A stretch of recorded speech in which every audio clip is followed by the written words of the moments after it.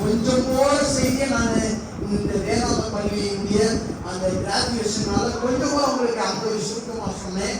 என்னால் முடிந்தவரை உங்களுக்கு தான் பெஸ்ட் சாப்பாடு, அவங்களுக்குலாம் என்ன ரெடிமேட் சாப்பாடு.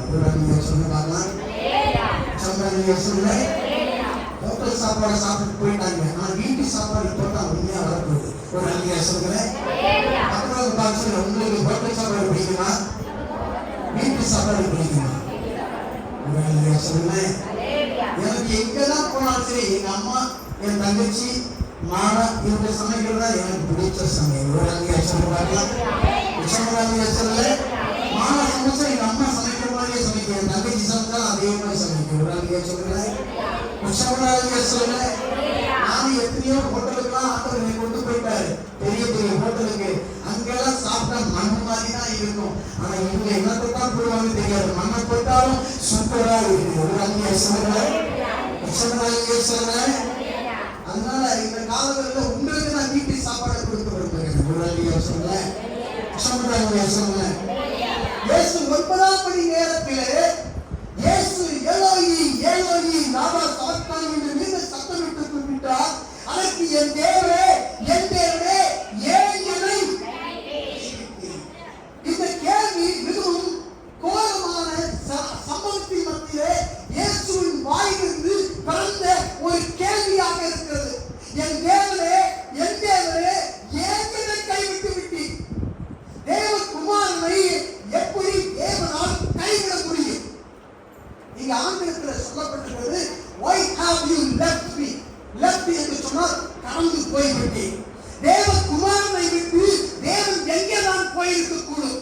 தேவன் தான் ஒரே நேரத்தில் எல்லா நேரத்திலும் எல்லா இடத்திலும் ஒரே நேரத்தில் இருக்கக்கூடியவராக இருக்கும்போது எப்படி இயேசுவானவர் தன் பிதாவை பார்த்து என் தேவனே என்னை விட்டு எங்கே போய்விட்டு என்று எப்படி தேவகுமாரனை தேவனை பார்த்து கேட்கக்கூடும்? இந்த கேள்வி மிகவும் யோசிக்க வைக்கக்கூடியதாக இருக்கிறது. ஒரு ஆளியா சொல்கிறேன். இது சிலுவை நேரத்திலே இயேசுவின் வாயிலிருந்து எழுப்பப்பட்ட ஒரு கேள்வியாக இருக்கிறது. இயேசு தேவகுமாரனாக மரியாளின் மகனாக அழிக்கப்படும்படியான ஆட்டுக்குட்டியானவராக பலியை ஏற்படுத்துகிறவராக மருத்துவராக போதகராக வழக்கறிஞராக இயேசு கிறிஸ்து தேவாதி தேவனாக இருந்தவர். ஒரு ஆளியா சொல்கிறேன். இந்த இயேசுவானவர் எத்தனை பேர் உயிரோடு எழுப்பியிருக்கிறார், எத்தனை பேருக்கு சுகம் கொடுத்திருக்கிறார், எத்தனை பேருக்கு அங்கே சமாதானத்தை கொடுத்திருக்கிறார், நீதியை கொடுத்திருக்கிறார். இப்படிப்பட்ட இயேசுவானவர் அங்கே கல்வாரியிலிருந்து உரத்த சத்தமிட்டு கதை சொன்ன ஒரு வார்த்தை தான் என் தேவனே என் தேவனே ஏன் என்னை கைவிட்டீர்? அவர் சொன்னதற்கும் உண்மைக்கும் மாறான ஒரு வார்த்தையாக இருக்கிறது. தேவகுமாரனை விட்டு தேவன் விலகி போனார் என்று தேவகுமாரனை சொல்வது நம்மை சிந்திக்கக்கூடியதாக இருக்கிறது.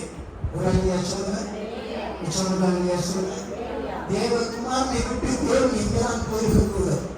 தேவன் எல்லா இடத்திலும் ஒரே இடத்துல இருக்கக்கூடியவர். அப்படி இருக்கும்போது தேவகுமாரனை எங்கப்பா போயிட்டீங்க?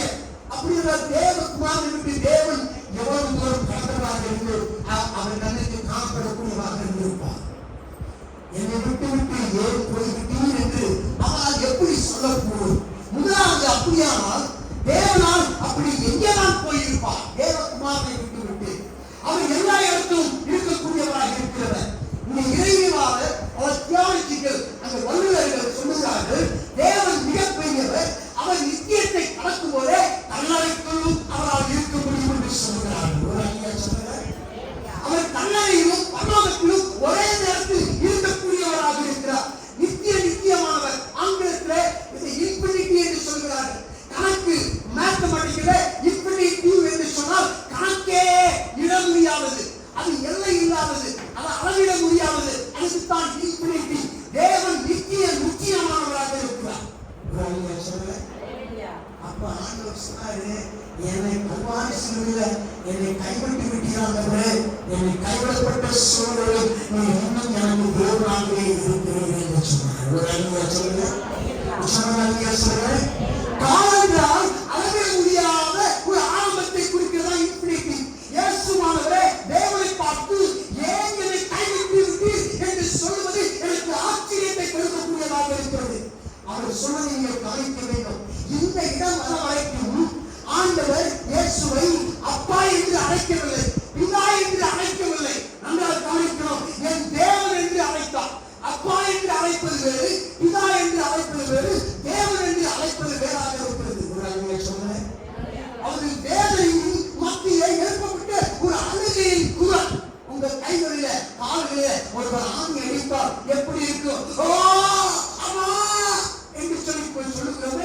அதுபோல ஆண்டவர் இயேசுவின் வாயிலிருந்து வந்த ஒரு வார்த்தை தேவனே என்று அவர் கதறக்கூடியவராக இருக்கிறார்.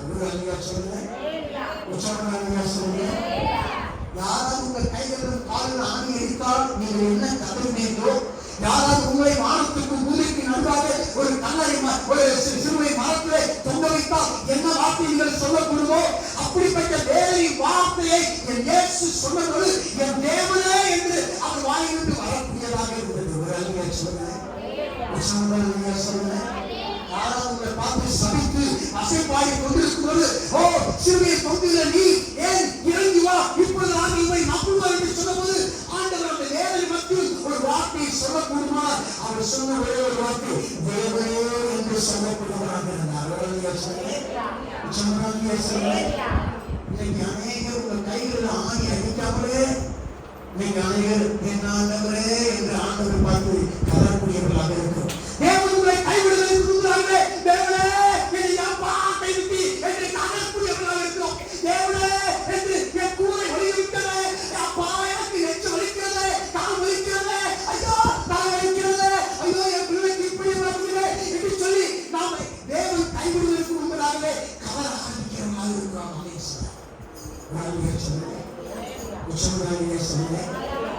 ஒரு வார்த்தையை சொல்லப்படுது, எந்தவரை ஏன் என்னை கைவிட்டு என்ற விரக்தி வார்த்தையாக இருக்கிறது. கைவிடுதல் என்பதற்கு ஆங்கிலத்தில் forsake என்று சொல்லப்பட்டிருக்கிறது. கைவிட்டு என்றால் அந்த இடத்திலிருந்து விட்டுவிட்டு இன்னொரு இடத்துக்கு போய் விடுவது, அதுதான் ஒரு இடத்திலிருந்து பிரிந்து போவது. வேறு இடத்துக்கு போவதாக சொல்லப்பட்டிருக்கிறது. லெஃப்ட் அப்படின்னு ஆங்கிலத்தில் சொல்லப்பட்டிருக்கிறது, அந்த இடத்திற்கு கடந்து போய் விடுவது, அதுதான் இங்கே சொல்லப்பட்டிருக்கிறது. இயேசு கல்வாரி மலையை சிலுவையிலே தொங்கும் பொழுது அவருடைய பரம தந்தையானவர் எப்போதும் எங்கும் எல்லா நேரத்திலும் இருப்பவர் தன்னை இப்பொழுது விலகிவிட்டு வேற எங்கேயோ போய்விட்டார் என்று சொல்லுகிறார். அவர் அப்படி சொல்ல காரணம் அப்படி சீசர்கள் இயேசுவோடு 3 வருடம் ஒன்றாக இருந்தவர்கள். உங்க க்ளோஸ் ஃப்ரெண்ட் சொல்றாரு, நீங்க போய் சுத்த மாட்டிட்டீங்க, இவர் யாருமே தெரியாது சொன்னாங்க. உங்க வீட்டுக்காரங்க சொல்றாங்க, வீட்டுக்காரைய கூப்பிட சண்டை போட்டு அந்த நேரம் போலீஸ்காரர் வராது. ஓ ஏனே அந்த பொம்பளை கையை பிடிச்சி கூப்பிட்டுருக்காரு சார், நீங்க வீட்டுக்காரமா சார். அப்ப அந்த வீட்டுக்காரங்க சொல்றாங்க, சார் இவன் யாருமே தெரியாது, இவன் நம்மளுக்கு தெரியாது, இவன் கூப்பிட்டு போய் அதிகமாக எப்படி இருக்கும். இப்படித்தான் இயேசுடைய சீசர்கள் அந்த காவலாளர் கிட்ட இவன் யாருமே தெரியாது மறுதளித்தார்கள். பேரு மறுதளித்தான் 3 முறை. இயேசு யாருமே தெரியாது சத்தியம் பண்ணினார், ஒருவன் காட்டி கொடுத்தான், எல்லாரும் விலகி போனார்கள். ஒரே நாளிலே இயேசுவை விட்டு எல்லாரும் போய்விட்டார்கள். அந்த தனிமையின் நேரத்தில் வேதனையின் நேரத்தில் இயேசுவின் வாயிலிருந்து சொல்லக்கூடிய ஒரே ஒரு வார்த்தை என்னவென்றால், அவர் சொன்ன ஒரு வார்த்தை, என் தேவனே என்னை விட்டு எங்கெல்லாம் போயிட்டு என்று சொல்லி அதற்காக ஆரம்பித்தார். உடனே சொல்லுங்க, சில நேரம் நம்ம வாழ்க்கையில எல்லாரும் மக்கள் இருக்கிறது விரும்ப மாட்டோம், தனியா போறதுக்கு விரும்புவோம்.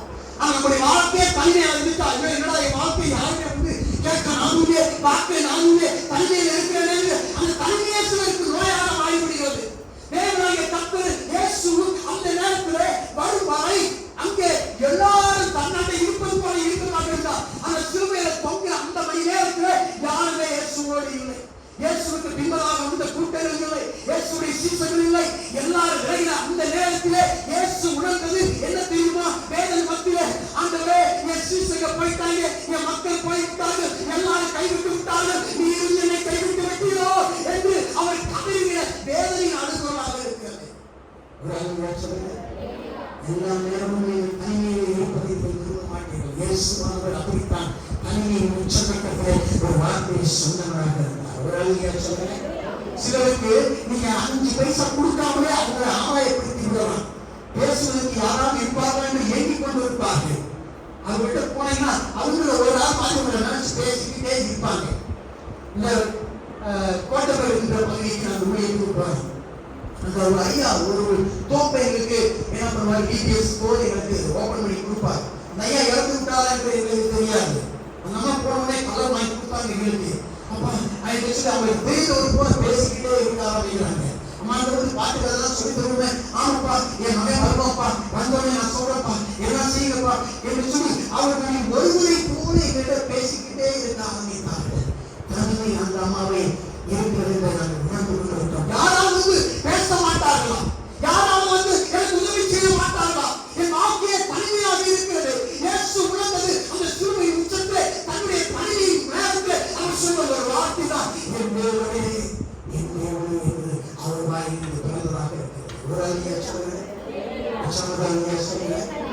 ஆமா, அன்புல 5 வகையான அன்பு மனிதர்கள் அங்கே தேவைப்படுவர்களாக இருக்கிறார்கள் என்று அங்கே மனத்தத்துவத்தில் இருக்கக்கூடிய சைக்காலஜிஸ்ட் சொல்றாங்க. 5 லவ் லாங்குவேஜ் என்று சொல்கிறார்கள். அன்பு மொழி 5. 1 தொடுதல். சிலருக்கு தொட்டு தொட்டு பேசுறீங்கன்னா அவங்க அப்படியே ஃபுல்லா ஆயிடுவாங்க. சிலர் பாராட்டிக்கிட்டே இருந்தா போதும், உற்சாகப்படுத்திக்கிட்டே இருந்தா போதும், அவங்க அப்படியே உங்க மேல பிரியமாயிருவாங்க. இன்னொருத்தருக்கு பரிசு ஏதாவது கொடுத்துக்கிட்டே இருக்கணும். சிலருக்கு அவங்களுக்கு எதுவுமே சேர்த்தவங்க அவங்க துணியை துணிக்கிறது சேவை பண்ணா போதும், அவங்க உங்க மேல ரொம்ப அன்பாயிருவாங்க. இன்னொன்று சில நேரம் உட்காந்து அவங்களோட அரட்டை அடிச்சுட்டா போதும், அவங்ககிட்ட உட்காந்து வயிறு சாப்பாடு கூட தோணாது. ஒரு அழியா சொல்றேன்.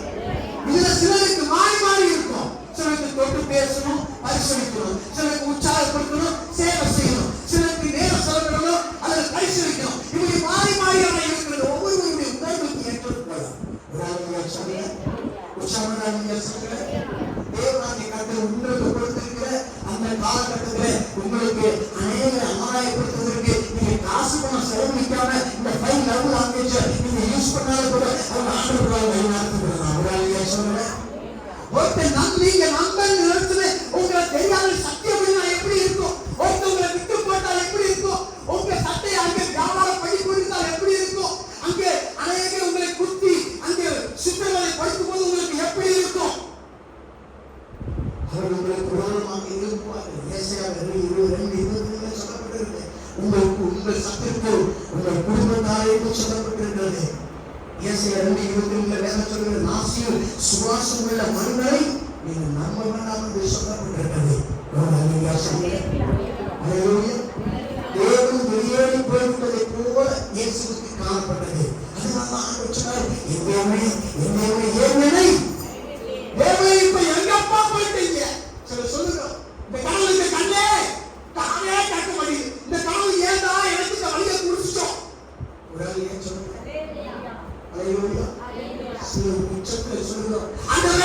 எங்கெல்லாம் போய் கலைஞ்சிக்கிறோம்.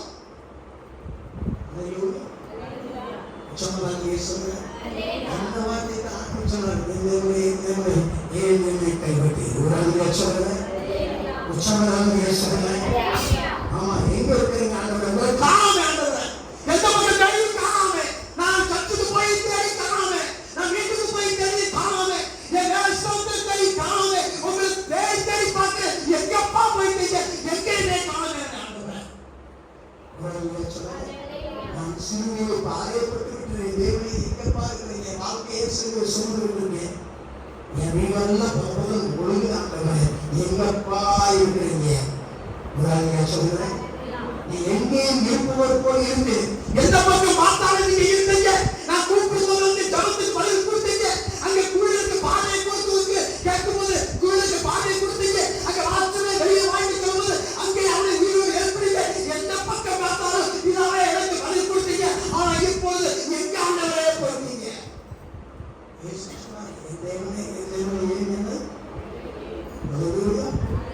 அந்த பக்கம் இருந்தாலும் இப்ப நான் பார்த்தேன், இப்ப எந்த பக்கம் இருந்தாலும் உங்களை பார்க்க முடியல ஆண்டவரே, எங்க கடவுளே இருக்கிறீங்க.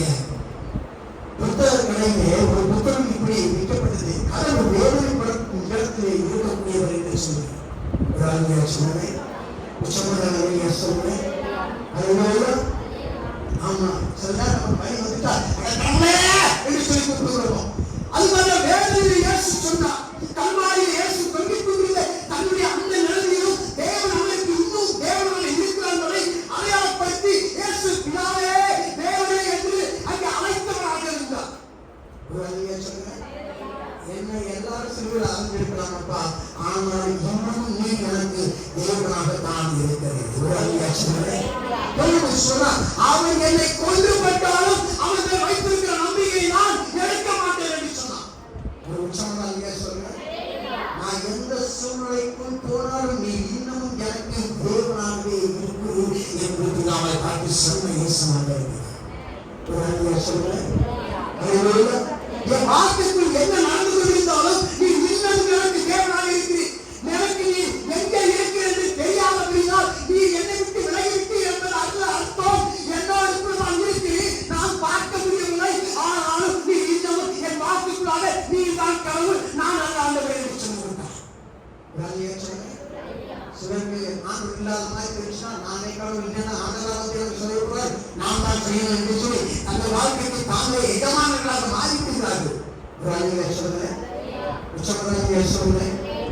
ஆமா, எனக்கு ஏன் இதெல்லாம் நடக்கிறது என்று ஒன்றும் புரியல, ஒண்ணுமே தெரியல. ஆண்டவரை எல்லாருடைய வசதி கசையடி முள்மொழி ஆடுகள் சாப வார்த்தைகள் மற்றவர்கள் தரக்கூடிய அடிகள் சமக்கடி எல்லாமே ஆண்டவரை ஏன் எனக்கு நடக்கிறது எனக்கு ஒண்ணுமே புரியல. ஆண்டவரை சில கடவுளை கேள்வி கேட்க கூடாது என்று சொல்லி தருவார்கள். நான் உங்களுக்கு சொல்கிறேன், யோபு சொல்கிறான், தேவனே நீ எதை செய்தாலும் சகலமும் செய்யவும் செய்ய வேண்டும் ஒன்றும் யோபு அங்கே சொல்கிறார் 42ஆம் அதிகாரம் 1ஆம் வசனம் 42:7 தோமானியனாகிய எலிப்பாசை நோக்கி, நீயும் 2 சிநேகிதரும் நீங்கள் என்னை குறித்து நிதானமாய் பேசவில்லை. 8ஆம் வசனத்தில் கடைசியிலே அவர் நினைத்தான் சொல்கிறார், நீங்கள் என்னை குறித்து நிதானமாய் பேசவில்லை. யோபு சொன்னார், உங்களுக்கு என் முழு ஸ்டோரி தெரியாதுப்பா நண்பர்களே, என் வாழ்க்கையில என்ன நடந்தது முழு கதையும் வந்து தெரியாது. என் முழு கதையை பெருமைப்படுத்துகிறார் அவர்தான் என் ஆண்டவராகிய தேவனாக இருக்கிறார்.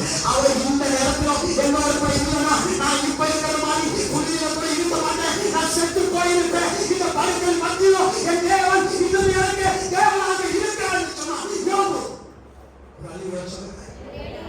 மனைவி வந்து சொன்னான், ஏப்பா பிள்ளையெல்லாம் போச்சு, சொத்து போச்சு, மா போச்சு, மையால் போச்சு, உன் உடம்பு ஆரோக்கியம் போச்சு, இன்னும் உயிரோட இருக்கிறியா? அந்த கடவுளை யோசித்து ஜீவன் இருக்கு முன்னாடி பைத்தியக்காரி மாதிரி பேசுறேன். அவர்கிட்ட கொடுத்ததெல்லாம் வாங்கிட்டோமே நல்லதெல்லாம், இப்ப கெட்டதை கொடுத்தா மட்டும் ஏன் வாங்க கூடாது? கத்தர் கொடுத்தா கத்தர் எடுத்தா அவருடைய நாமத்துக்கு ஸ்தோத்திரம் உண்டாவதாக. சொல்லுங்க.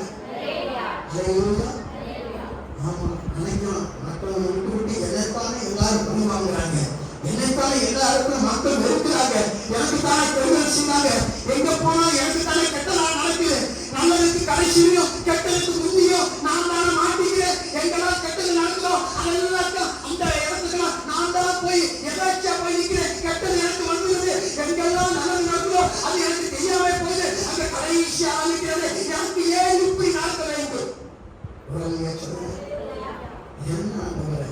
என்று கண்ணீர் வலிக்கக்கூடிய ஒருவராக இருப்பதனால ஆண்டவன் சொல்லுகிற வார்த்தை, நான் உண்மையின் வார்த்தை இருப்பதனால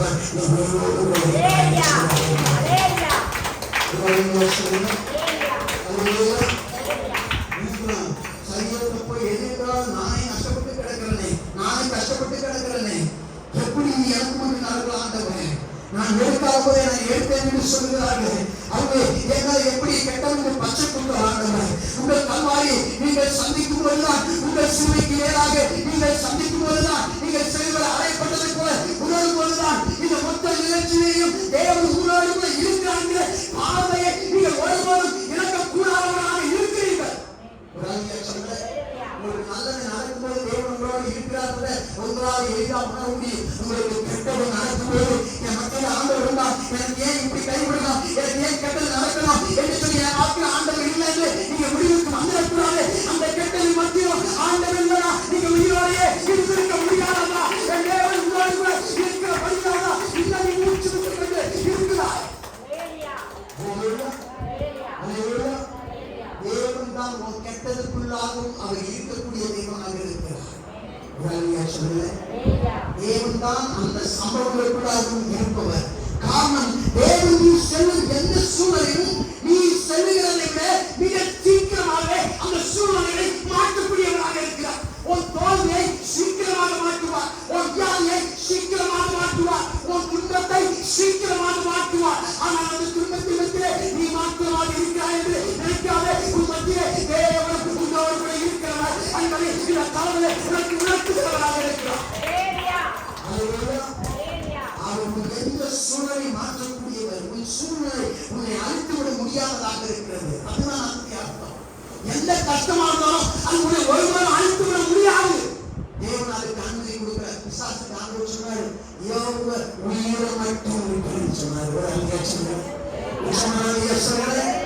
உயிரை எடுக்கக்கூடிய வல்லமை இயேசு ஒருவருக்கு தான் அதிகாரத்தை வைத்திருக்கிறார், பிசாசுக்கு அல்ல.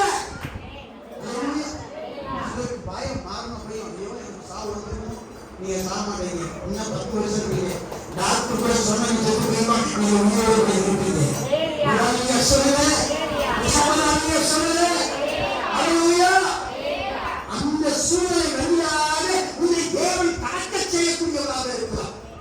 நீங்க கடந்து போயிருக்கீங்க, அதை விட்டு பாஸ் பண்ணி வைத்தேன், அதுக்குள்ளேயே பெரிதாய் உட்கார்ந்து இருக்க மாட்டீங்க. ஒரு அல்லேலூயா சொல்லுங்க. அல்லேலூயா. அதை கடந்து சீக்கிரம் வெளியேறக்கூடியவராக இருப்பீர்கள். அதான் உன்னை சிலுவை மரத்தின் கீழாக அங்கே பறிக்க வைக்கிறவர் என் தேவனாகிய கர்த்தராக இருக்கிறார். தேவன் தான் நமக்குரிய சிலுவையை நமக்கு கொடுக்கக்கூடியவராக இருக்கிறார். அதாவது உன்னை உயர்த்துவதற்காக தான் அந்த சிலுவையை ஆண்டவர் உருவாக்கி வைத்த தேவனாக இருக்கிறார். ஒரு அல்லேலூயா சொல்லுங்க. மற்றவங்க பார்த்து சொல்லுங்க, உங்களை உயர்த்தணும்னா உங்களுக்கு ஒரு சிலுவை அவசியம். நீங்கள் ஒரு காரியத்துக்கு கலந்து போய் கஷ்டப்பட்டுக் கொண்டிருந்தால் அதை நீங்கள் அடையாளம் வைத்துக் கொள்ள வேண்டும். அவர் இன்னமும் உங்களுக்கு அவர் தேவனாகத்தான் இருக்கிறார். எது நடந்தாலும் அதை அவர் ஆயத்தப்படுத்துகிறவர். அதிலே ஒரு மேலான காரியத்தை உங்களுக்காக வைத்திருக்கிறவராக இருக்கிறார். ஒரு கீழான விஷயம் நடந்துச்சுன்னா உடனே கீழே கத்துறேன் அப்படின்னு நினைக்காதீங்க. உங்கள் சிலுவை மரத்தோடு மரமாக புள்ளியிலே இயேசுவானவர் எப்படி சிலுவை மரத்தோடு மரமாக புள்ளியிலே படுத்து கிடந்தாலோ அப்படியே தேவன் அவரை விட்டு விடவில்லை. அவரை உயர்த்துவதற்காகவே அந்த சிலுவைக்கு நேராக இயேசுவை பிதாவானவர் அனுப்பினவராக இருக்கிறார். நீங்க உங்க கல்வாரிக்கு நேராக இருக்கிறீர்கள். எல்லாம் நல்லதான் உங்களுக்கு நடந்து கொண்டிருக்கிறது. என்று மாத்திரம் எனக்கு தெரியும். உங்களுக்கு நடந்த கெட்டது கூட நல்லதுக்காக ஆண்டவர் அனுமதித்திருக்கார் என்று மாத்திரம் எனக்கு தெரியும். ஒரு குறிப்பிட்ட மணி நேரங்களை இயேசுவின் சிலுவையில் இருந்தபோது மத்தியானத்தில் திடீரென்று இருள் கவிக்கொண்டது.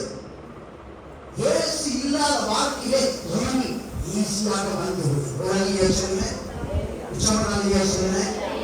கல்வாரி மலைகள் இருந்த மக்கள் வியாபாரம் செய்து கொண்டிருந்தாங்க. இயேசுடைய உடைய போட்டு பிசினஸ் பண்ணிட்டு இருந்தாங்க. சில சொன்னாங்க எப்படி இறங்கலாம் பார்க்கணும். சில சொன்னாங்க எளிய கூப்பிடணும், எளிய மக்களுக்கு ஹெல்ப் பண்ணணும். சில சொன்னாங்க சிலுவைக்கு வரதுக்கு முன்னாடி அநேக சுகமாக்கினர். இப்ப இவருக்குமே சுகத்தை கொடுத்து கொடுத்தோம். சொல்லுங்க சொல்லுங்க. தேவனாகிய கர்த்தர் உங்களை சிலுவைக்கு அனுப்பியதை உங்களை உயர்த்துவதற்காக நான் சொல்லுங்க. அங்கே இயேசு கிறிஸ்து அநேக அற்புதங்களை செஞ்சவராக போது சிலுவையில் ஆணைகளால் காவப்பட்ட போது வலது பக்கத்தில் ஒருத்தர் இருக்கா, இடது பக்கத்தில் ஒருத்தர் இருக்கா. இவர் இடது பக்கத்தில் இருக்க காரணம் சொன்னா இயேசு பார்த்து, நீ நல்லவனா இருந்தா, நீ உன்னால எல்லா மக்களுக்கு விடுதலை கொடுத்தவனா இருந்தா, நீ பேச வரலாம், உன்னைய காப்பாத்திக்கோ, என்னை காப்பாத்திக்கோ. யார் இந்த சிலுவையில் அடிச்சது தெரியுமா? இயேசுவை யார் இந்த சிலுவையில் இயேசுவை கொண்டது தெரியுமா? சபைக்கு போகிற சபைக்காரத்தான் இயேசுவை சிலுவையில் போட்டு ஆண்களால் அடித்தார்கள். ஆசாரியர்கள், பரிசேயர்கள், மத போதகர்கள், சபைக்கு போனவர்கள் இயேசுவை சிலுவையில் அடிக்கிறார்கள். இப்போ இடது பக்கத்தை கள்ளம் சொன்னா, இயேசுவே நீ உண்மையிலேயே மேசியாவானா, உண்மையை காப்பாற்றிக்கோ, எங்களை காப்பாற்று.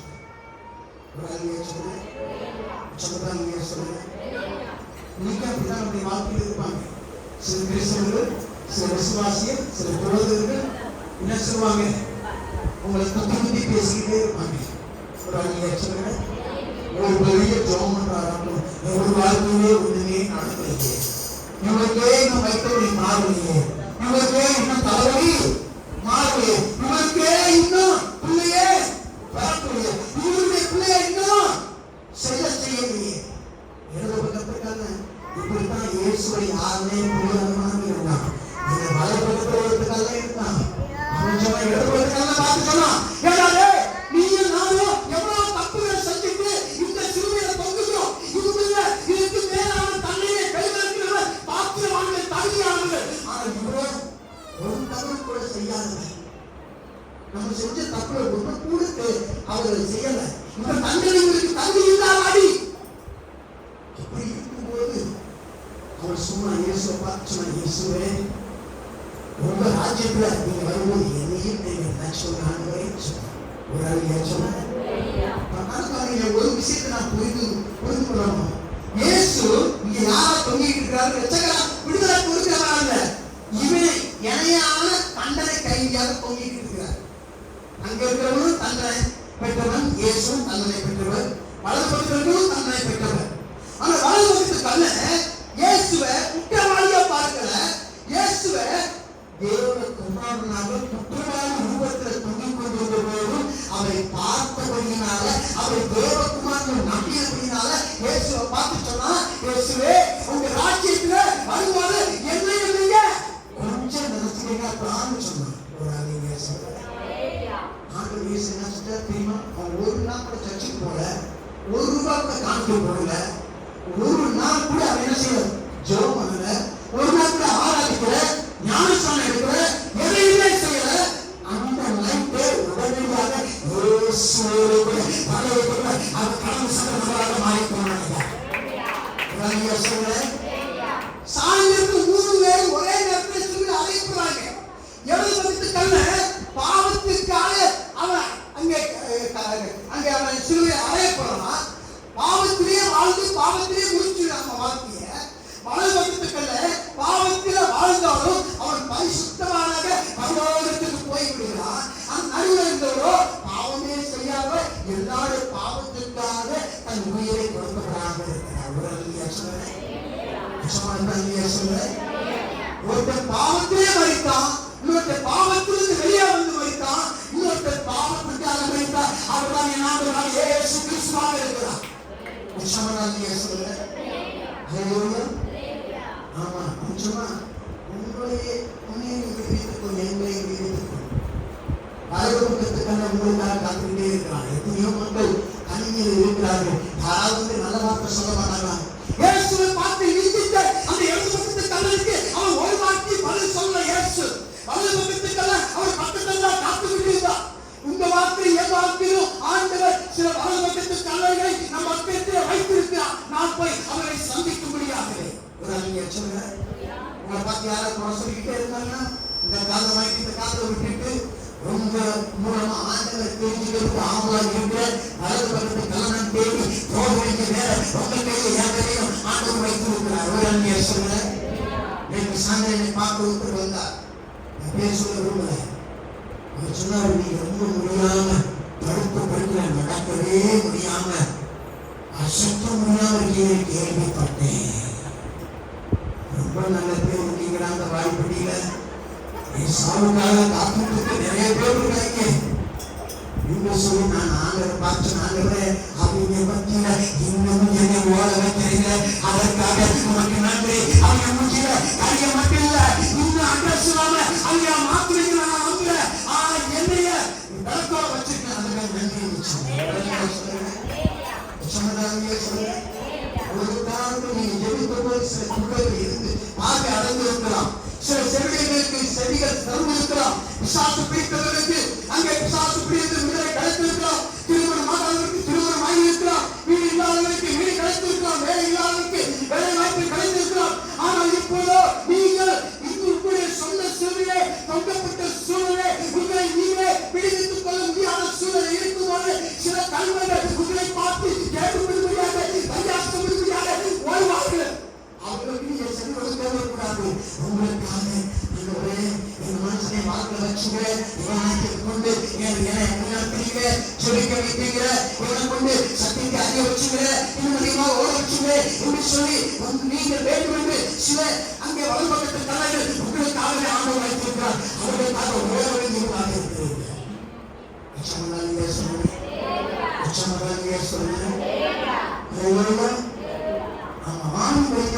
சரீரமான அடிப்பட்ட இந்த வழிகளோ அது பெரிய வழிகள் கிடையாது. இந்த சிலுவையில தொங்கிட்டு இருந்த கல்லை சொன்னாங்க, அதுதான் மிகப்பெரிய வழியை ஆண்டவர் இயேசு கொடுத்துருக்கோம் நான் நினைக்கிறேன். ஒரு ஐயா சொல்லுங்க, சொல்லுங்க. ஆமா, இந்த உங்க வாழ்க்கையில எத்தனை பிரச்சனை இருந்தாலும் சரி, ஒருவேளை சரீரத்தில் பிரச்சனையா இருக்கலாம், திருமண பிரச்சனையா இருக்கலாம், பிள்ளைகள் பிரச்சனையா இருக்கலாம், சொந்த டாக்டர் பிரச்சனையா இருக்கலாம், பக்கத்து வீட்டுக்காரர்கள் பிரச்சனையா இருக்கலாம், இல்ல நீங்களே எடுத்த சில தீர்மானங்கள் உங்களுக்கு பிரச்சனை கொடுத்திருக்கலாம். எந்த இடத்துல நீங்க இருந்தாலும் ஆண்டவர் உங்க மத்தியில்தான் இன்னும் இருக்கிறவராக இருக்கிறார். ஒரு அணியை சொல்லுங்க. அல்லேலூயா. நீங்கள் ஆராய்ந்த தேவன் பிதாவும் உங்கள் அருகே இல்லாத போல உங்களுக்கு தெரிந்தாலும் உங்கள் பிதா உங்கள் அருகே இல்லாத போல உணர்கிறார். அவர் உங்களுடன் இல்லை என்பதன் அர்த்தம் உங்கள் வார்த்தைக்குள்ளாக தான் அவர் இன்னமும் இருக்கிற தேவனாக இருக்கிறார். ஒரு அணியை சொல்லுங்க. இன்னமும் இயேசு கூப்பிட்ட போது பிதாவிடமிருந்து எவ்வித சத்தம் வராமல் இருக்கலாம், பதில் வராது போல இருக்கலாம். இயேசு தாம் ஜெபித்தும் தனக்கு தானே விடுதலை பெறாதவர் போல இருக்கலாம். மறித்து ஒன்றுகளாக போல காணப்படலாம். இயேசு பூமிக்கு வந்ததே இந்த சிலுவையை அங்கே சுமப்பதற்காக, இந்த சிலுவையின் மேலே பறிப்பதற்காக, இந்த சிலுவையின் மேலே தொங்கப்படுவதற்காக, இந்த சிலுவையின் மேலே ஆணியால் காணப்படுவதற்காக, இந்த சிலுவை மேலே தன் ஜீவனை கொடுப்பதற்காக தான் இயேசு வந்தார். ஒரு அணியை சொல்லுங்க. இயேசு வந்ததே சிலுவை மரத்துக்காகத்தான். நீங்கள் உங்கள் சிலுவை மரத்திலே அங்கே கருத்தப்பட வேண்டும். உங்கள் சிலுவை அனைவரும் எடுத்துக்கொண்டு நடக்க வேண்டும். உங்கள் சிலுவையிலே நீங்கள் மாற்றுவதே இயேசு உங்கள் வழியிலே இருக்கக்கூடிய தேவனாக இருக்கிறார். கரங்களை தட்டி கர்த்தரை நாம் ஸ்தோத்திரிக்கிறோம். உங்கள் சிலுவையில நீங்க மட்டும் கிடையாது, உங்கள் சிலுவையில ஆண்டவரும் உங்களோடு தான் இருக்கிறார். ஒரு அணியை சொல்லுங்க. பவுல் சொல்கிறார், கிறிஸ்துவோடு சிலுவையிலே நான் அறிந்தேன், இனி பிழைப்பது நான் இல்லை, இயேசுவே என்று சொன்னார். கிறிஸ்துவோடு பாடுபட்டார், அவரோடு நாம் ஆளுகை செய்வோம் என்று சொல்கிறார். வெள்ளிக்கிழமை நீங்கள் தோட்டது போல இருக்கலாம். மக்கள் உங்களுக்கு சிலுவையை தந்தவர்களாக இருக்கலாம். மக்கள் கசேரிகளை கொடுத்தவர்களாக இருக்கலாம். உங்களை ஏளனமாக பேசி இருக்கலாம், ஏழைக்கு கேள்வி பண்ணி இருக்கலாம், துப்பி இருக்கலாம், ஆடி உண்மைக்கு இருக்கலாம். உங்களை சிலுவை மருத்துவ மனதாக புரியுமே தள்ளி இருக்கலாம். உங்களோட சிலுவையிலே தங்கள் கமிட்டினால் தண்டிக்கப்பட்டு கேவலப்பட்ட சக மக்கள் கூட உங்களை இயேசு நேரமாய் அங்கே நீங்கள் மறிக்கும் உண்மையை கூட உங்களை கேவலமாக பேசி உங்களை கேவலப்படுத்தி போயிருக்கலாம். இன்னும் எனக்கு பிதாவான என்ற அந்த சூழலில் இயேசு வாய்விட்டு வரக்கூடியதாக இருந்தது. ஒரு அணியை சொல்லுங்க. என்ன பிதாவே, இது முன்னாடி என்னை கைவிட்டுட்டீங்க. இயேசுவை அரெஸ்ட் பண்றாங்க ஒளிவு மலையில.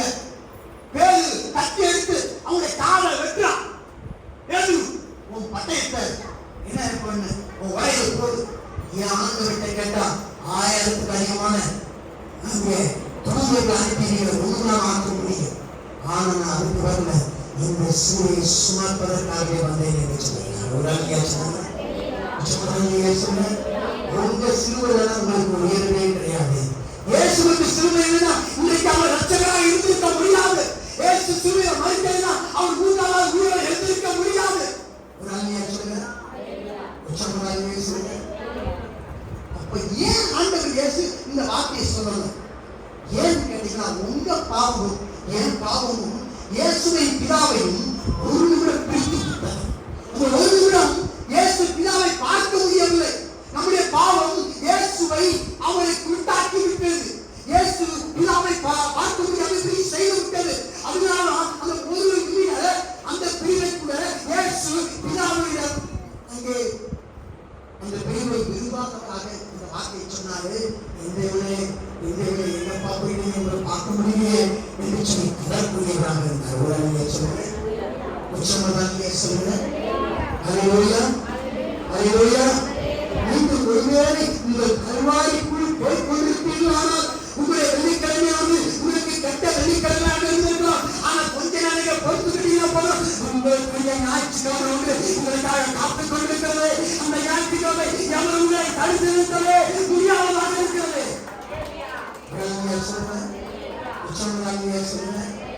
இயேசு சொன்னாரு, பிதாவே உன் கைகளில் நானே ஒப்புவிக்கிறேன். வெள்ளிக்கிழமை அன்று நான் சிலுவையிலே அறையப்பட்டிருக்கிறேன். 170 இயேசு உயிரோடு அங்கே இருக்கிறாரா இல்ல மறுத்து விட்டாரா என்று பரிசோதிக்கிறது ஒரு போச்சவனுக்கு கொடுத்து அனுப்புகிறார். அவன் பிதாவுக்கு புத்திரன்.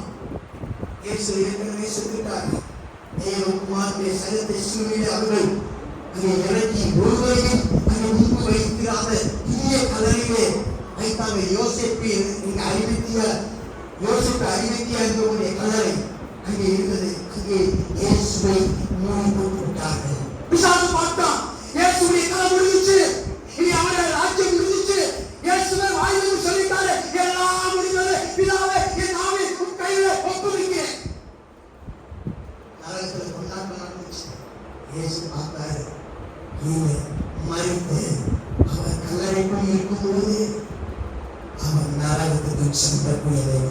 இங்க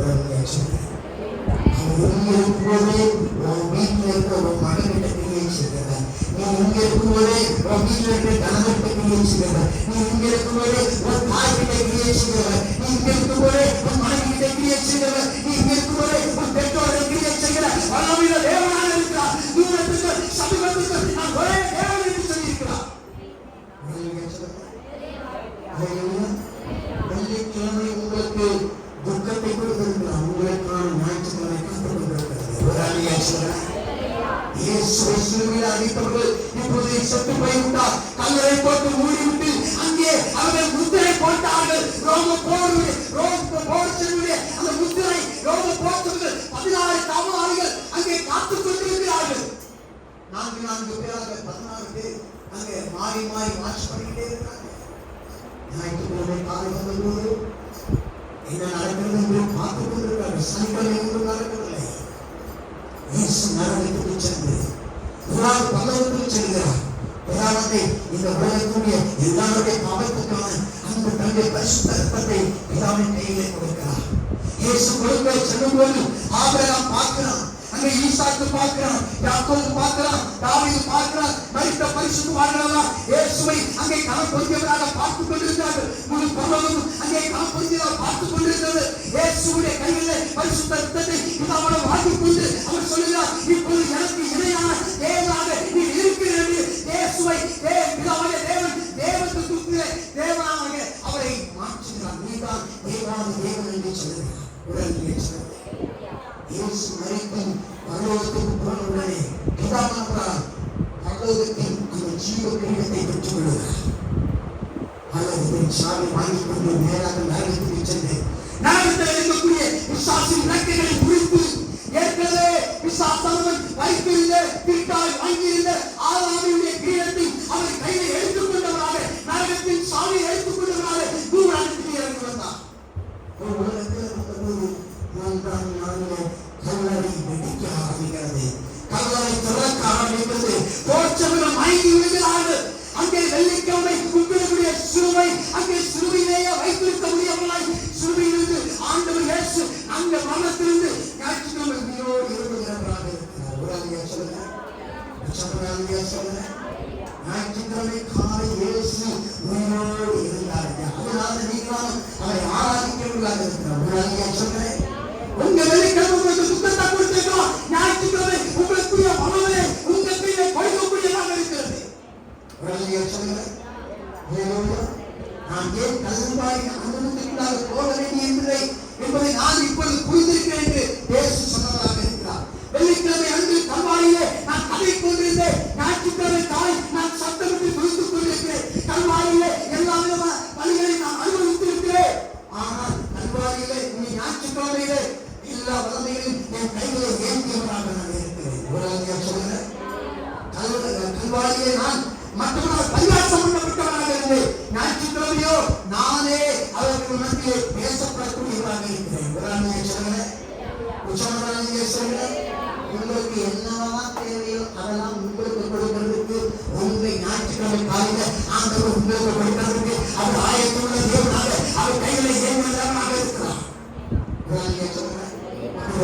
உங்க தேவைக்கான எல்லாத்தையும் உங்களுடைய எல்லாவற்றையும் உங்களுக்கு ஆண்டவர் தன் கைகளிலே உங்க ஆசீர்வாதத்தை ஏந்தின தேவனாக இருக்கிறார். சொல்லுங்க, உங்களுடைய எல்லா வல்லமையையும் ஆண்டவர்களுக்கு கொடுப்பதற்காக ஞாயிற்றுக்கிழமை உங்களுக்காக வைத்த தேவனாக இருக்கிறார். வெள்ளிக்கிழமை உங்களுக்கு ஒரு வல்லமை இல்லாத போல இருக்கும். எல்லாருமே பரியாசம் பண்ணா இடப்பக்க பரியாசம் பண்ணா உடனே எப்படி விட்டுக்கலாமே வல்லமை இருந்தான்னு சொல்லி கேட்டா, ஆனா ஞாயிற்றுக்கிழமையோ எல்லா வல்லமையும் என் ஆண்டவர் கைகளிலே ஏந்திய தேவனாக இருக்கிறார். சொல்லுங்க, உனக்கு வியாதி என்றால் உன் சுமரிக்கு வல்லமை எல்லாருக்கும் உன் கையிலே ஆண்டவர் கொடுத்த தேவனாக இருக்கிறார். உனக்கு பிரச்சனை இருந்தால் விடுதலை கொடுக்கக்கூடிய வல்லமை உன் கையிலே கொடுத்த தேவனாக இருக்கிறார். ஆனா எனக்கு தெரியும், ஒரு நாமத்தை நீங்கள் அழைக்க வேண்டும். நீங்க ஒரு பேர் அழைச்சா போதும், ஒரு பேர் கூட்டா போதும். அந்த பேர் தான் என் தேவனை என்று தேவனை கூப்பிட வேண்டியவர்களாக இருக்கிறீங்க. ஒரு அழியா சொல்லுங்க. ஆமா, வெள்ளிக்கிழமை என்று என் வாழ்க்கையை என்ன நடந்தால் பரவாயில்ல, அவர் என்னை நோக்கி நோக்கித்தான் வந்து கொண்டிருக்கிற தேவனாக இருக்கிறார். வெள்ளிக்கிழமைக்கு என்ன தோல்வி வந்திருக்கிறார், பிரச்சனை வந்திருக்கிறார், ஆனால் இன்னும் தேவன் உனக்கு தேவனாக இருக்கிறார். உன்னை விடுவிக்கும்படியாக உன்னுடைய ஞாயிற்றுக்கிழமை உன்னிலே மறுபடியாக அவர் வந்து கொண்டிருக்கிற தேவனாக இருக்கிறார். சொல்றேன், நான் இன்னும் தேவனாகத்தான் இருக்கிறேன். என் வாழ்க்கையில எது நடந்தாலும் தேவன் எனக்கு தேவனாகத்தான் இருக்கிறார். ஒரு அழியா சொல்றேன், எனக்கு ஒண்ணு நல்லா தெரியுது, எனக்கு இவ்வளோ பிரியா கிடைச்சிச்சு, பிரச்சனை வந்துச்சு, அப்புறம் ஆண்டவருக்கு நான் போயிருக்கிறோம். காரணம் இன்னும் நிற்கிறேன், இன்னும் நான் அசையாம இருக்கிறேன், நான் இன்னும் தேவனுடைய பிரியா இருக்கிறேன். காரணம் அவர் என் வாழ்க்கையை எத்தனை தோல்வி வந்தாலும் என் நிலையிலே அவர் தேவனாக இருந்தபடினாலே நான் பிரியோடு இருக்கிறேன். சொல்றேன், என் சிலுவையிலேயே நான் மரித்து அடக்கம் பண்ணப்படுவது என்னை குறித்த தேவனுடைய நோக்கம் அல்ல. என் சிலுவை எனக்கு வேதனை கொடுத்திருக்கலாம், ஆனால் கொஞ்ச நேரம் ஆண்டவரை பிடிச்சுக்கிட்டு இருந்தா போல எனக்குரிய நியாயத்தை சீக்கிரமாகவே எனக்கு தருவதற்கு என்னையிலே வருகிற வல்லமையில தேவனாக இருக்கிறார். உங்க வெள்ளிக்கிழமையிலிருந்து கொஞ்சம் பொறுத்துக்கிட்டீங்கன்னா உங்களுக்கான ஞாயிற்றுக்கிழமை சீக்கிரமாக வரப்படுகிறது.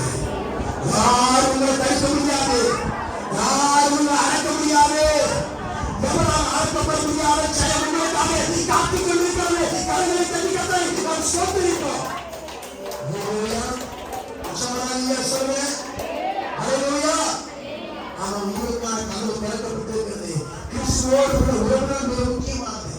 அவரோடு உள்ள உறவை நீங்கள் நன்றாக வைத்திருக்கும் போது உங்களுக்கு எவ்வளவு தோல்வி வந்தாலும் பிரச்சனை வந்தாலும் நான் செத்து போகக்கூடிய சூழல் வந்துருமோ, நான் சீக்கிரம் செத்துருவோம், டாக்டர் சொன்னா கூட நீங்க சாக மாட்டீங்க, மத்தனை நினைச்சா கூட நீங்க சாக மாட்டீங்க, மத்தனை ஏற்றினா கூட சாக மாட்டீங்க, நீங்க வளர்ந்து கொண்டே போய்கொண்டே இருக்க முடியாத ஆண்டு உங்களை வேறு பிடித்திருக்கிறதாக இருக்கிறார்.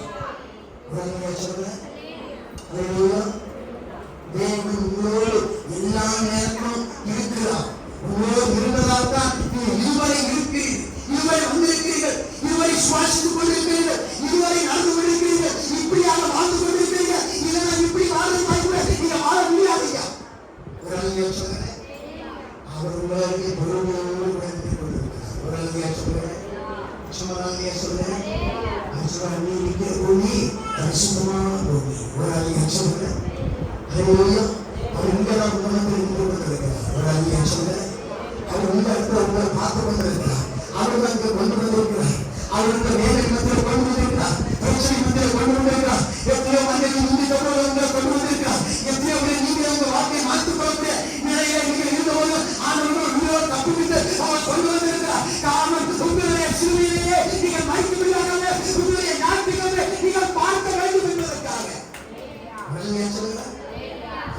வரும்போது யாரும் உங்களை அடக்க முடியாது, யாரும் உங்களை தடுக்க முடியாது. நீங்கள் மிகப்பெரிய ஜெயித்தவர்களாக, உயிர்கள் மறைந்தவர்களாக, வளமை ஏந்தினவர்களாக, நீங்கள் வெற்றினாலே போகிறவர்களாக ஆண்டவர்களை உருவாக்குகிற தேவனாக இருக்கிறார். நீங்க ஒன்றும் மறந்துவிடக்கூடாது, உங்கள் சிலுவையில் நீங்க மட்டும் இல்லை, இயேசு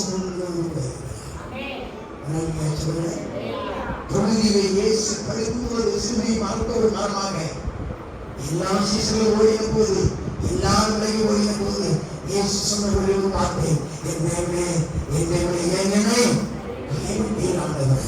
ஒரு அழியா சொல்றேன், எப்படி பிதாவானவர் தன் சொந்த குமாரனை கைவிடக்கூடும், எங்கேதான் அவர் போயிருக்கக்கூடும். ஒரே நேரத்தில் எல்லா இடத்துல இருக்கக்கூடிய வல்லமையுள்ள தேவனால் எப்படி ஒரு சில இடத்துல அவரால் இருந்திருக்க முடியாது. அங்கே முதல் மனிதன் ஆமாம் பாவம் செய்தபோது ஆண்டவராக பார்த்து கேட்டார், ஆமாமே ஆமாமே நீ எங்கே இருக்கிறாய்? ஆமாம் இருந்த இடம் ஆண்டவருக்கு தெரியாம கேட்கல, அவர் எல்லாம் இந்த இடத்திலும் ஒரே நேரத்தில் இருக்கக்கூடிய வல்லமையுள்ள தேவனாக இருக்கிறார். அவர் சொன்னார், பாதாளத்தில் போய் படுக்கை போட்டாலும் அங்கேயும் என் கை இருக்கும், சந்திரனுக்கு போனாலும் அங்கேயும் என் கரம் இருக்கும். அவருடைய காந்திக்கு முன்பதாக மறைவான இடம் என்பது உலகத்தில் ஒன்றுமே எல்லாம் வெட்ட வெளிச்சமா நிர்வாணமாக பார்க்கிறார். அவருக்கு முன்னாடி ஒன்றையுமே நாம் மறைக்க முடியாது. ஒரு அழியா சொல்றேன், அலங்காரமாக மாற்றம் இருக்கிறார். சிலுவை மரத்துல கசையின் மத்தியில வேலை மத்தியில என் வாழ்க்கையில எல்லா மனுஷனும் என்னை கேவலமா போட்டுட்டாங்க, என்னை நிறுத்திட்டாங்க, என் வாழ்க்கையில நீ ஒண்ணு இல்லை, நான் சாவை செத்துட்டா கூட பரவாயில்ல அப்படிங்கிற இடத்துல நீ இருப்பாயினா ஆண்டவர் சொல்றாரு, ஓ வெள்ளிக்கிழமை வேணுமா உனக்கு துக்கத்தை கொடுத்திருக்கலாம், துன்பத்தை கொடுத்திருக்கலாம், கண்ணீரை கொடுத்திருக்கலாம், வேற ரத்தத்தை வரவைத்திருக்கலாம், ஆனால் உனக்குரிய ஞாயிறு உனக்காக காத்துக் கொண்டிருக்கிறது. அது உயிர்த்தலைக்கூடிய வாழ்வையை தேவன் உனக்கு கொடுக்கிறதாக இருக்கிறார். சொல்லுங்க, அந்த ஞாயிற்றுக்கிழமை எவராலும் தடுத்திருக்கவே முடியாது. இந்த நாட்கள் நீங்க சபைக்கு வந்தும் என் சூழலை மாற்றவில்லை எத்தனை பேர் இருக்கிறீர்கள்? மற்றவர்களை பார்க்க இங்க நீங்களாமா பார்க்கும்போது நம்முடைய வாழ்க்கை ரொம்ப கீழே போயிட்டே இருக்கிறேன் அப்படின்னு நீங்க நினைக்கலாம்.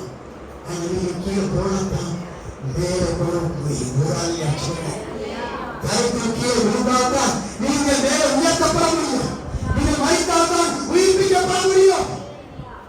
கிறிஸ்துவோடு பாடுபட்டால்தான் அவரோட காரணம் செய்ய முடியும். நீங்க ஆண்டவர் பார்த்து, ஆண்டவரே நீங்க பார்க்க போயிட்டீங்க அப்படின்னு சொல்றதுக்கல்ல, ஆண்டவரே இன்னமும் உங்க வாழ்க்கையை நீ தேவனாகவே இருக்கிறீர்கள் என்று சொல்வதற்காக நான் அழைக்கப்பட்டிருக்கிறவர்களாக இருக்கிறேன். சொல்றேன், ஆண்டவர் இயேசு சொன்னாரு, என்னவரே கைவிட்டீங்க அப்படின்னு அவரை உயர்வுற பிதாவே உன் கைவிடும் நானே ஒப்புவிக்கிறேன் என்று சொல்லும் வாக்கு முடிப்பதாக இருக்கிறார். கரங்களை கட்டிக்கத்தை நாம் சொல்கிறோம். அந்த வாக்கிலே உங்களுடைய எவ்வளவு பிரச்சனை போராட்டம் வந்திருக்கலாம், ஆனால் அவருடைய முடிவோ சமூகமாக புரியப்பட வேண்டும். ஆண்டவர் இயேசு வெள்ளிக்கிழமை உங்களுக்கு சூழலை தந்திருக்கிறார். ஆனால் உங்களுக்கான ஞாயிற்றுக்கிழமையில உங்களுக்கு அதிகாரத்தின் தேவ ஆசீர்வாதத்தை உங்களுக்கு கொடுக்க ஆயத்தம் உள்ளதாக இருக்கிறார். உடனடியாக சொல்லுங்க, உங்கள் மரணம் உங்கள் ஞாயிறன்று தடுத்து நிறுத்த முடியாததாக இருக்கிறது. உங்கள் சிலுவை உங்கள் மனத்துக்கு உங்களுடைய சிலுவை உங்களுக்கு மரணத்தை தந்திருக்கலாம், ஆனால் உங்களுடைய ஞாயிறோ உங்களுக்குரிய உயிர்த்தலை தரக்கூடியதாக இருக்கிறது. உடனடியாக சொல்லுங்க, சொல்லுங்க, இதாவே உங்களை இயேசுவை பார்க்கும் போல அவர் உங்களை பார்ப்பதாக இருக்கிறார். இயேசுவுக்கு எப்படி உயிர்த்தலை கொடுத்தாரோ அப்படியே உங்களுக்கும் ஜெயத்தை கொடுக்க அவர் ஞாயிற்றுக்கிழமை என்று உங்களுக்காக காத்துக் கொண்டிருக்கிற பதவியாக இருக்கிறார். அவர் பார்த்து இன்னும் எனக்கு தேவனாகத்தான் இருக்கிறேன் அப்படிங்கிறதா இருக்கிறது.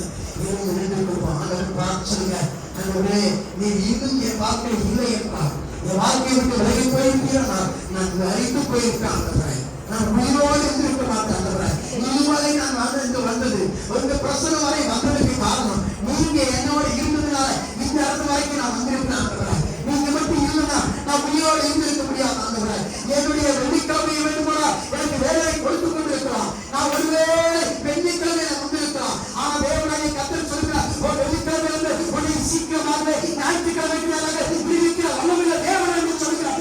மகா பரிசுத்தராக இருக்கிறார். ஒருவேளை சிலர் உங்களுடைய வெள்ளிக்கிழமையில் இருக்கலாம், சிலர் வெள்ளிக்கிழமைக்கும் நாங்கள் ஞாயிற்றுக்கிழமைக்கு நடுவாக வந்து கொண்டிருக்கலாம், சிலர் ஞாயிற்றுக்கிழமையிலே வந்து கொண்டிருக்கலாம். தேவனாகிய கர்த்தர் சொல்கிறார், இன்னமும் நீ எனக்கு தேவனாக இருக்கிறீர்கள் என்று நீங்கள் சொல்லக்கூடுமா? அதுதான் ஆண்டவர் எதிர்பார்க்கிறார். தேவனாகிய கர்த்தர் உங்க வாழ்க்கையில இல்லைன்னா எத்தனை பேர் மறித்து எத்தனை பேர் அங்கே விலகி போயிருந்தார், அத்தனை மனிதர்கள் ஆண்டவர் கூட்டி கொண்டு வருவேன் என்று சொல்கிற வல்லமையில தேவனாக